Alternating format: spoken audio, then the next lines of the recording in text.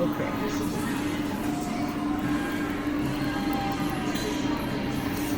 Start with your introduction, please. Okay, I am Brooke Hollister, and I work at Easton Valley. This is my 15th year there. This is my 4th year as school counselor. I went to Capella University and got my master's in school counseling. And I decided I wanted to do that because I had been a high school history teacher for 10 years, and through coaching and working with kids for a long time, I knew I wanted to do something more than teaching, so I looked into getting my master's in some other fashion of helping kids. So when I graduated from Capella, there really wasn't a counseling position open, so I went to the school board and the superintendent and asked them to create an at-risk coordinator position so that I could help the district bring more services into our area, because Jackson County is super low on funding and resources in helping kids with mental health, crisis, family supports, just trying to get more for our kids in the district. So I did that for 3 years and did a ton of work with helping our district get that stuff. And now that we have it, the school counselor job opened up for the first time this year. So now I'm just 712 school counselor at Easton Valley. Perfect. I mean, that's I love an introduction. Okay. So my first question is, what age were you when you knew you wanted to be a counselor? Or just anything involving like psychology and helping people? Yes. I took a psychology class in high school and didn't really know much about the contents before taking the class, and the longer I was in it, the more I became interested in different theories, past psychologists, Pavlov and Sigmund Freud, just that being the first people I learned about. I'm like, okay, what else is there? And just always being that go-to person for people in general, like looking for a good listener and wanting to help and support without being judgmental and compassionate. So I originally went to get my bachelor's degree in teaching to be a psych teacher. Okay. And they encourage you to do more than just psychology, so I did all social sciences, so that's like sociology, history, all kinds of different stuff. So I was glad I went that route with it. Okay.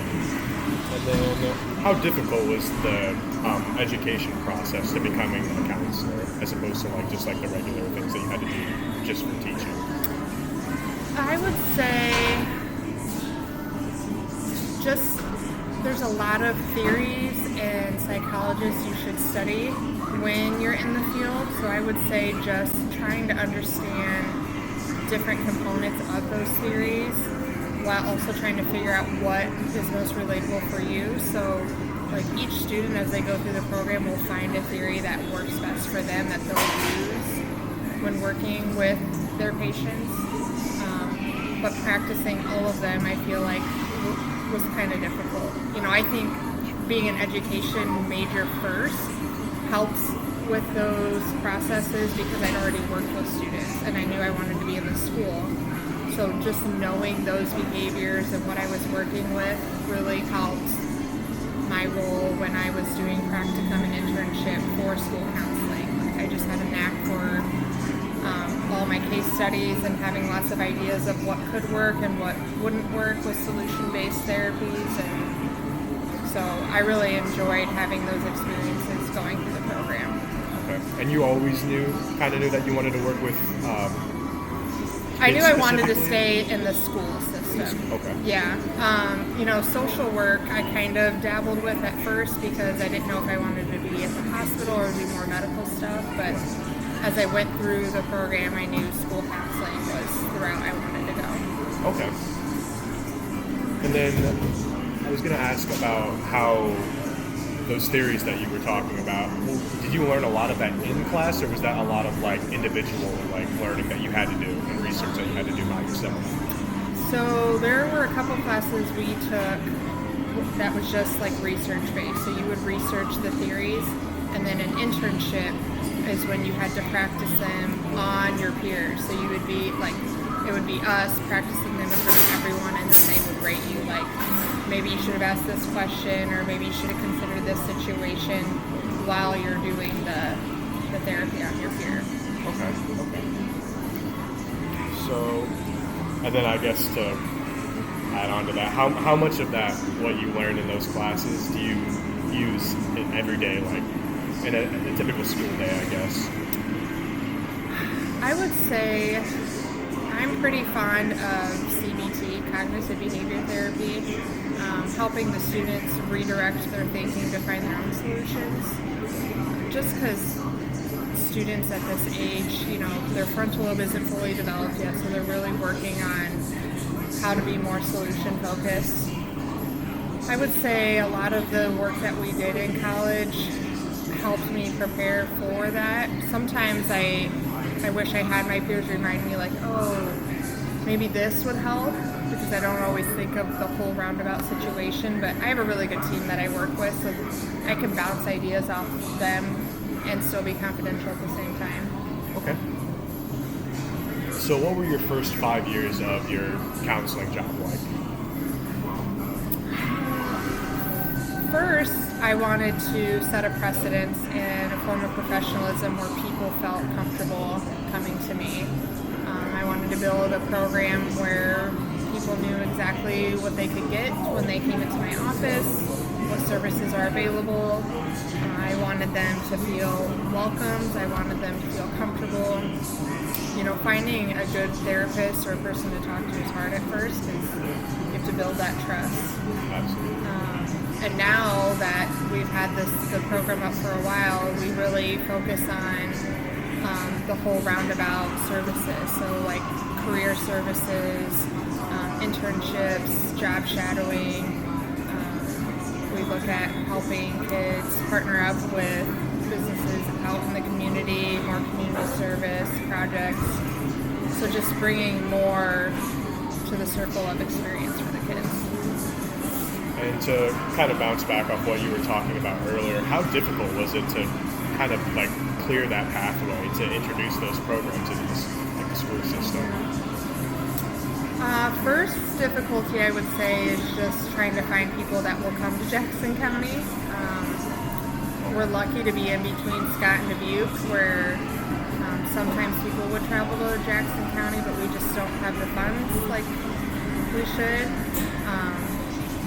The concept and idea of bringing more mental health support into the school is much more open than it has been in the last 10 years. So that's nice that people are willing to try mental health services, to feel comfortable asking for help because they've never been able to before, and letting people know that it is okay and that we do have a ton available now to help support that. And do you do a lot of like proactive work where you would like reach out to kids in particular where you think they may have some issues that they'd like to talk about?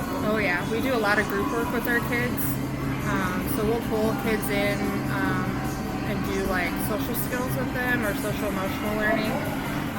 At first we kind of let them pick their groups, and then once we kind of get to know them a little better, then we'll regroup them after the next semester. And so then we kind of know like, oh, they probably need more support with hygiene or bullying or harassment or, things that kids are dealing with at school. Is that during like regular schooling hours, or is that something you reach out and ask them to come in like maybe before or after school, or maybe during like a study hall period? We do have an open block in the school day that we use for social emotional learning. So the state requires us to provide that for our kids. And then, so we'll do tiered supports where tier 1, every kid's getting social emotional learning, and then tier 2 is where we'll pull small groups for more identified social skills. And then tier 3 would be something we would have to look at outside of the school day, where we're pulling in family support, we're pulling in crisis resources, and that happens usually outside of the school day.